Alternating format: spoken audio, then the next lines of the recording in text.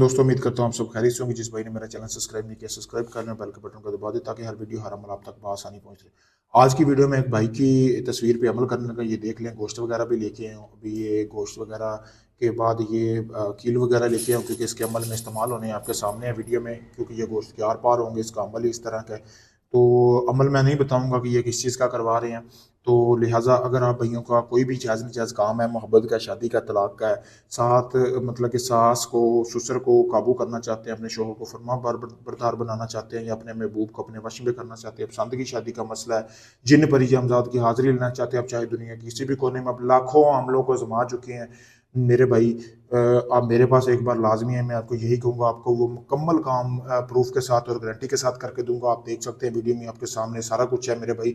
कोई ढोंग नहीं है यहाँ पे, सच में काम किया जाता है। अभी भी काम करने का सोचा, पहले आप भाइयों के लिए वीडियो बना दूं। जो लोग धोखे खा चुके हैं, उम्मीद हार चुके हैं, वो आखिरी उम्मीद समझकर मुझसे रब्ता करें। मैं आपको मुकम्मल वीडियो प्रूफ दूंगा आपके काम का। जब आपका अमल शुरू करूंगा, आपका चाहे जो भी काम हो, जायज़ नजायज़ हो, पाकिस्तान में, इंडिया में, यूके में, कनाडा में, दुनिया भर से लोग मेरे पास आ रहे काम करवाने के लिए। ये सामने मेरा नंबर दिया गया है।